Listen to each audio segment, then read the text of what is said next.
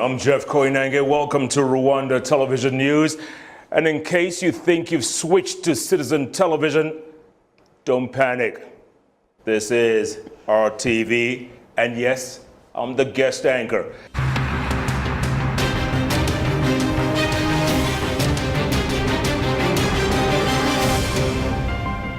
It is a great honor to have the legendary Jeff Koinange with me in the studios. Of course, he will be my guest anchor, so do not touch that dial, Jeff. Did you just call me legendary? Mm-hmm. Oh, goodness. Well, it's quite an honor. By the way, Fiona, I brought you a gift.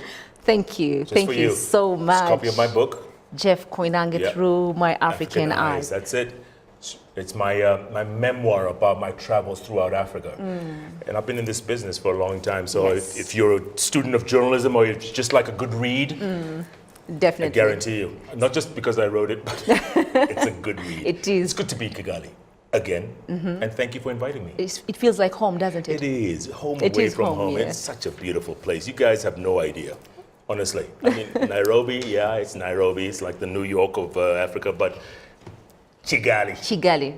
TV News, I'm Jeff Koinange along with Fiona Mbabazi. I didn't say that right. Mbabazi. Mbabazi. Mbabazi, okay. Now, on to international news. In South African police say all allegations of brutality will be investigated as a new Corruption Watch report emerged, alleging police are the most corrupt among the country's civil servants. Now, this comes as 3 officers appeared in court on Thursday over the killing of a disabled 16-year-old boy. Take a look. Jeff, thank you, man, for making time, of course, to be my guest anchor tonight. It's my pleasure. I love Kigali, I love Rwanda, I love what this country has become, and it's great to. By the way, before we go on, I brought you 2 extra copies of my book, just in case, Just in case, yes. And I want you. I've signed them. Okay, they're all autographed. Give them to whoever you think should get it. Loyal RTV viewers. 1 male, 1 female. Keep it 50-50. Give it to whoever you want. It's up to you. Thank you. So you got this. You got this. You got whoever this. deserves it, show us at Koinange Jeff.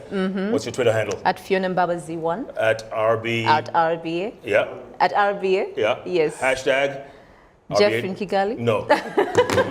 no, Jeff in Kigali. RTV. RTV. There Yes. you go. Yes. Do it. Send a tweet. Why should you get a copy of the book? And then we'll Fiona will decide. definitely. So take us briefly through your journey and how you got here for you to be, the Jeff Koinange that we see today. Mine is a funny journey, honestly. After high school, way back in the mid 80s, long time ago, first of all, my father died when I was 2 months old. 2 months in 1966, and he left behind a 28-year-old widow and 4 kids. I was the youngest. I was 2 months old.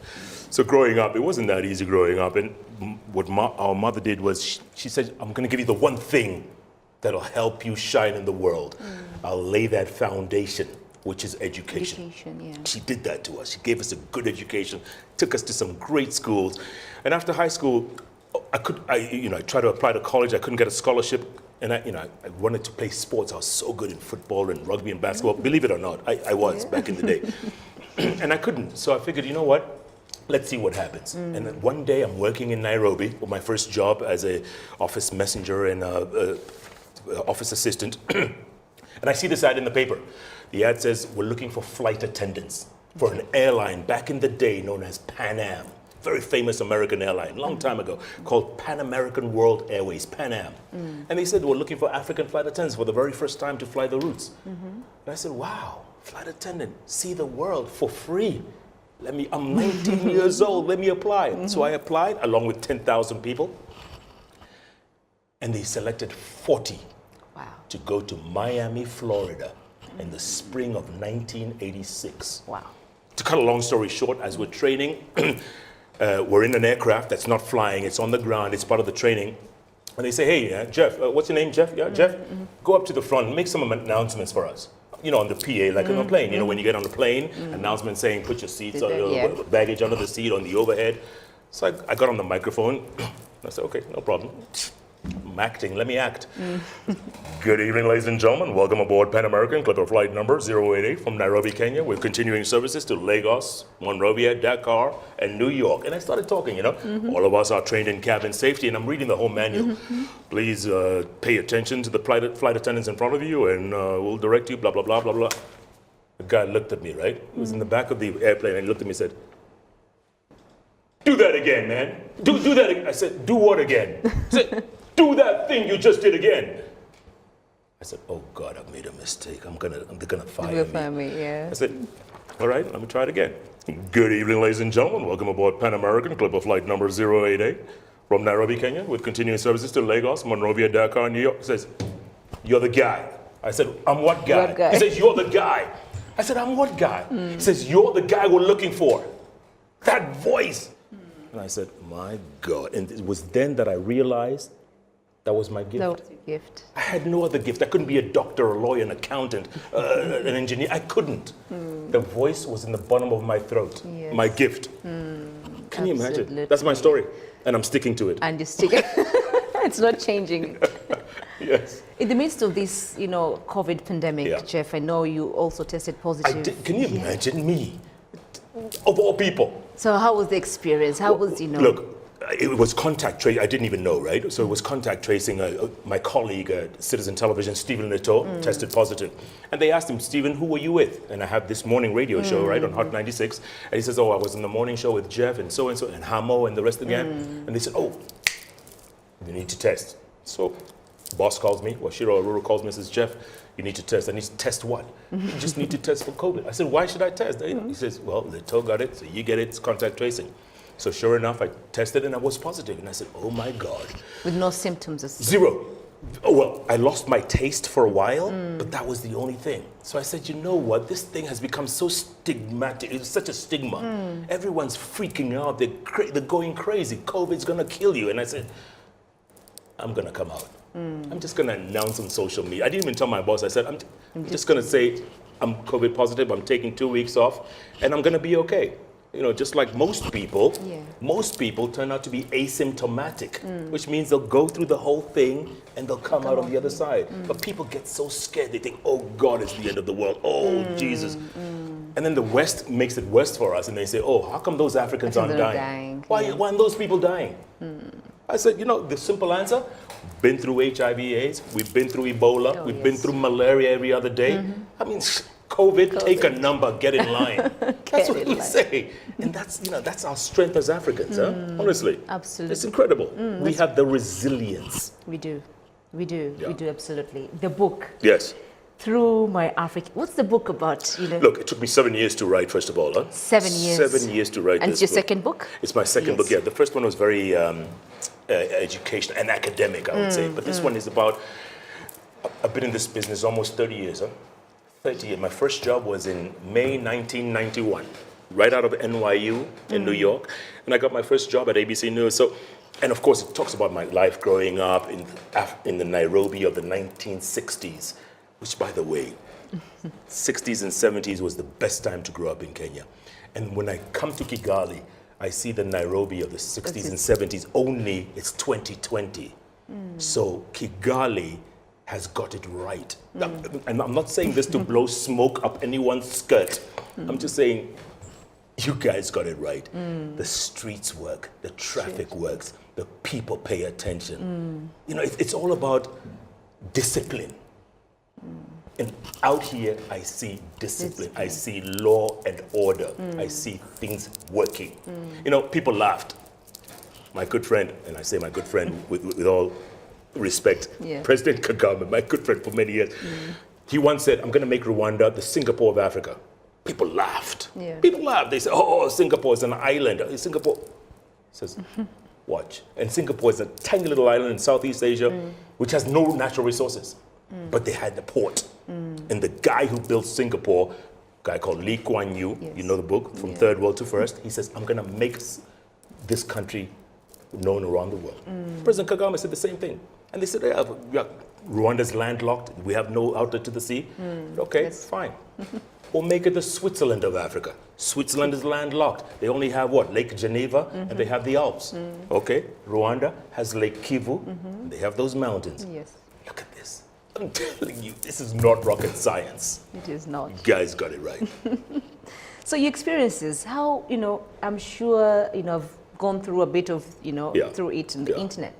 The experiences that you went through, Jeff, the forefront, people dying, writing the African story, standing by Africa through it all. How has this shaped you over the years? Look, like I said, I had no other gift, so I figured if I'm going to do this, I got to do it right. And, in the front lines, back in the 90s, Africa was a wicked place, wicked place. West Africa, Sierra Leone, Liberia, child soldiers, and they were 8, 10-year-olds with AK-47s and a crazy mind. And, we had to cover the stories to tell the world, and it was rough.